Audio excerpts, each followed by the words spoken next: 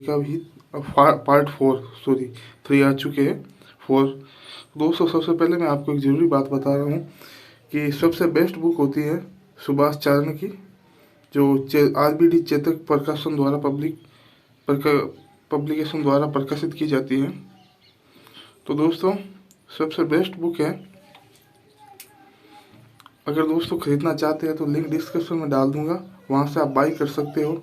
और दोस्तों, वहाँ से बाई करोगे आप तो वैसे भी तो आपको किताबें खरीदनी होती है, और वहाँ से बाई करोगे तो मुझे थोड़ा सा बोनस मिल जाएगा, मेरी हेल्प हो जाएगी दोस्तों।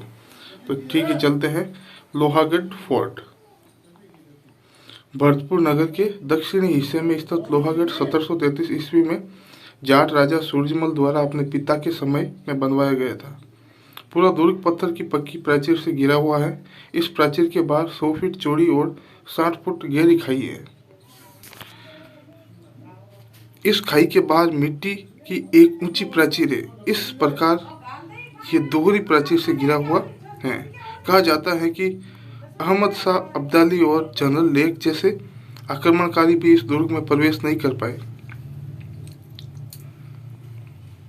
दुर्ग में प्रवेश करने के लिए इसके चारों ओर की गई खाई पर 2 पुल बनाए गए हैं। इन पुलों के ऊपर गोपालगढ़ की तरफ से बना हुआ दरवाजा अष्ट धातुओं के मिश्रण से निर्मित है। ये दरवाजा महाराजा जवाहर सिंह ने 1765 ईस्वी में मुगलों के शाही खजाने की लूट के समय लाल किले से उतार कर लाया था। जनश्रुति है कि यह अष्ट धातु द्वार पहले चित्तौड़गढ़ दुर्ग में लगा हुआ था, जिसे अलाउद्दीन खिलजी ने दिल्ली लगा दिया। दक्षिण की ओर बना हुआ दरवाजा लोहिया दरवाजा कहलाता है। 1733 ईस्वी में जिस स्थान पर किले की नींव रखी गई थी, वहां खेमकरण जाट की कच्ची गड्डी थी, जो चौबुर का कहलाती है। इस दुर्ग में निर्माण कार्य राजा जसवंत सिंह 1853 से 93 ईस्वी के काल तक चलता रहा। किले के चारों ओर की गई खाई में मोती झील से सुजान गंगा नहर द्वारा पानी लाया जाता है। यहाँ 8 बुर्जों में से सबसे प्रमुख जवाहर बुर्ज है, जो महाराजा जवाहर सिंह की दिल्ली फतेह के स्मारक के रूप में बनाया गया है। बहुत इंपॉर्टेंट पॉइंट है। जवाहर बुर्ज कहाँ पर स्थित है? तो भरतपुर के दुर्ग में स्थित है, लोहागढ़ में। फतेह बुर्ज अंग्रेजों पर फतेह के स्मारक के रूप में 1806 ईस्वी में बनवाया गया था। किले की अन्य बुर्जों में कोकला बुर्ज, कालिका बुर्ज, बागरवाली बुर्ज तथा नवल सिंह बुर्ज उल्लेखनीय है। ये दुर्ग मैदानी दुर्गों की श्रेणी में विश्व का पहले नंबर पर आता है। कमरा खास महल में विशाल दरबारों का आयोजन होता था। भरतपुर दुर्ग पर सबसे जोरदार आक्रमण अंग्रेजों ने 1805 ईस्वी में किया।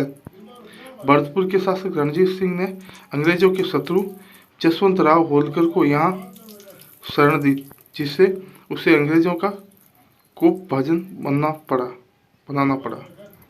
अंग्रेज सेनापति लेक 1805 ईस्वी की जनवरी से लेकर अप्रैल माह तक 5 बार भरतपुर दुर्ग पर जोरदार हमले किए गए। ब्रिटिश तोपों ने जो गोले बरसाए वे या तो मिट्टी की बाहरी प्राचीर में धंस गए। उनकी लाख कोशिश के बावजूद भी किले का पतन नहीं हो सका। अंततः अंग्रेजों को संधि करनी पड़ी। 17 मार्च 1948 को मत्स्य संघ का उद्घाटन समारोह भी इसी महल में हुआ था। 17 मार्च 1948 की बात है। मत्स्य संघ राजस्थान का एकीकरण की बात हो रही है। स्वतंत्रता प्राप्ति के बाद दुर्ग की अनेक इमारतों में सरकारी कार्यालय खुल गए हैं। अब आता है कुंभलगढ़ दुर्ग। सबसे इम्पोर्टेंट है राजस्थान का ये दुर्ग। राजसमंद जिले में है। रावली की 13 चोटियों से घिरा हुआ है। जरगा पहाड़ी पर 1148 मील ऊंचाई पर निर्मित गिरी दुर्ग की श्रेणी में आता है। इस दुर्ग का निर्माण महाराजा कुंभा ने विक्रम संवत 1505 ईस्वी में अपनी पत्नी कुंभल देवी की स्मृति में बनवाया। इस दुर्ग का निर्माण कुंभा के प्रमुख शिल्पी मंडन की देखरेख में हुआ था। ये इसका इंजीनियर था मंडन। दुर्ग का निर्माण कार्य पूर्ण होने पर महाराणा कुंभा ने सिक्के डलवाए जिन पर दुर्ग और उसका नाम अंकित था। उदयपुर से 70 किलोमीटर दूर समुद्र तल से 1087 मीटर ऊंचा और 30 किलोमीटर व्यास में फैला दुर्ग मेवाड़ के यशस्वी महाराणा कुंभा की सूझबूझ व प्रतिभा का अनुपम स्मारक है। इस दुर्ग को मेवाड़ की आंख कहते हैं।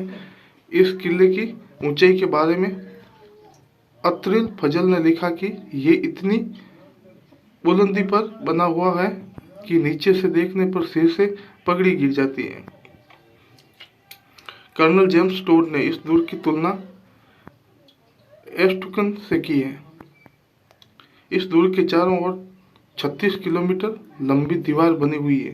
दीवार की चौड़ाई इतनी है कि 4 घुड़सवार एक साथ अंदर जा सकते हैं। इसलिए इसे भारत की महान दीवार कहा जाता है। मेन इंपॉर्टेंट पॉइंट है, भारत की महान दीवार कुंभलगढ़ की दीवार है। दुर्ग के अन्य नाम कुंभलमेर, कुंभलमेरु, कुंभलपुर, मछेद और माहौर है। ये भी इम्पोर्टेंट है, एग्जाम में पूछे जाने वाले क्वेश्चन है। कुंभलगढ़ दुर्ग के भीतर एक लघु दुर्ग भी स्थित है जिसे कटारगढ़ कहते हैं, जो महाराणा कुंभा का निवास स्थान रहा है। महाराणा कुंभा की हत्या उनके ज्येष्ठ राजकुमार उदयकरण ने इसी दुर्ग में की थी। इस दुर्ग में जाली रानी का मालिका स्थित है। महाराणा प्रताप की जन्मस्थली कुंभलगढ़ एक तरह से मेवाड़ की संकटकालीन राजधानी रहा है। महाराणा कुंभा से लेकर महाराणा राज सिंह के समय तक मेवाड़ पर हुए आक्रमणों के समय राज परिवार इसी दुर्ग में रहा। यहीं पर पृथ्वीराज और महाराणा सांगा का बचपन बीता था। महाराणा उदय सिंह को भी पन्ना धाई ने इसी दुर्ग में छिपाकर पालन पोषण किया था। उदय सिंह का राज्याभिषेक तथा वीर शिरोमणि महाराणा प्रताप का जन्म कुंभलगढ़ दुर्ग में ही हुआ। हल्दी घाटी के युद्ध के बाद महाराणा प्रताप भी काफी समय तक इसी दुर्ग में रहे। इस दुर्ग के बनने के बाद ही इस पर आक्रमण शुरू हो गए, लेकिन एक बार को छोड़कर ये दुर्ग प्राय अजेय ही रहा है। कुल मिलाकर दुर्ग ऐतिहासिक विरासत की शान और शूरवीरों की तीर्थ स्थली रहा है। मांड गायक इस दुर्ग की प्रशंसा में अक्सर गीत गाते हैं। बयाना दुर्ग भरतपुर, ये दुर्ग गिरी दुर्ग की श्रेणी में आता है। इस दुर्ग का निर्माण विजयपाल सिंह यादव ने करवाया। अन्य नाम सोनितपुर, बाणपुर, श्रीपुर एवं श्रीपत है। अपनी दुर्भेद्यता के कारण बादशाह दुर्ग व विजय मंदिरगढ़ भी कहलाता है। दर्शनीय स्थल भीमलाट, विष्णुवर्धन द्वारा लाल पत्थर से बनवाया गया स्तंभ, विजय स्तंभ समुद्रगुप्त द्वारा बनवाया गया, इसी किले में स्थित है। नाहरगढ़ का किला, ये जयपुर में स्थित है। जयपुर में अरावली पर्वतमाला की पहाड़ी पर स्थित नाहरगढ़ के किले का निर्माण सवाई जयसिंह ने 1734 ईस्वी में मराठा आक्रमणों से बचाव के लिए करवाया था। यह भव्य और सुदृढ़ दुर्ग जयपुर के मुकुट के समान है। इसे सुदर्शनगढ़ भी कहते हैं। इस किले का नाहरगढ़ नाम नाहर सिंह भोमिया के नाम पर पड़ा। ऐसी मान्यता है कि नाहरगढ़ के निर्माण के समय जुंजार नाहर सिंह ने किले के निर्माण में विघ्न उपस्थित किया। तब तांत्रिक रत्नाकर पुंडरिक ने नाहर सिंह बाबा को अन्यत्र जाने के लिए राजी कर दिया और उनका स्थान अंबागढ़ के निकट एक चौबुर्जी गढ़ी में स्थापित कर दिया, जहां आज भी लोग देवता के रूप में पूजे जाते हैं।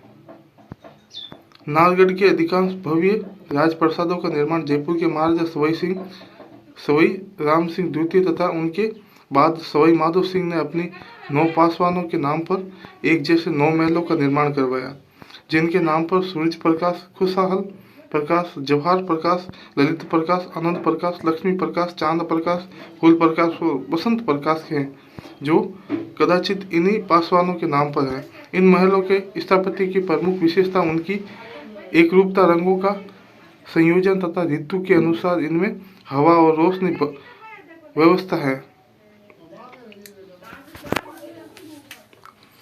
अब ये दुर्ग राजस्थान पर्यटन विभाग के अधीन है। आज के लिए इतना ही काफ़ी है। तो दोस्तों, अगर हमारे YouTube चैनल पर नए हैं तो चैनल को सब्सक्राइब करें, और Facebook पेज पर नए हैं तो पेज को फॉलो करें, और YouTube चैनल को सब्सक्राइब करने के बाद बेल आइकन घंटा दबाएं, ताकि आप हमारा नया आने वाला नोटिफिकेशन मिस ना कर सके। धन्यवाद। चलते हैं दोस्तों, मिलते हैं नेक्स्ट वीडियो में। जब तक के लिए इतना काफ़ी है।